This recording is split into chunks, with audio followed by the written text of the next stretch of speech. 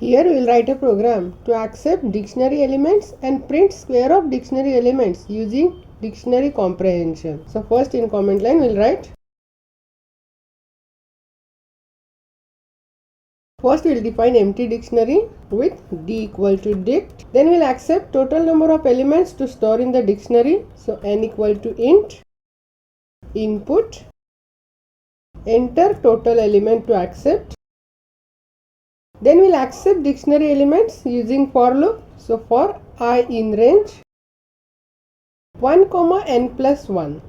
Then we will accept the element as e equal to int, input, enter element, and we will store this element to dictionary as d of I equal to e. That is, at ith element we will store the e.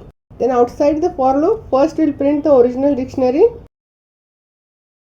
as print d, and we will create new dictionary for square of dictionary elements using dictionary comprehension. So new dictionary equal to for key we will set the value as value square for key, and we will read the value in dictionary, that is d dot id,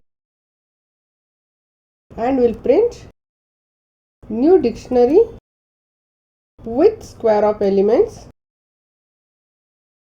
as print new d, and we execute. I will give total element as 3 and I will enter the elements.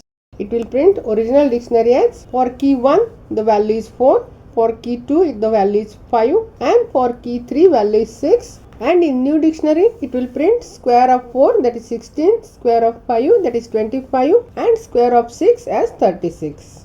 So here we have created square of dictionary elements using dictionary comprehension.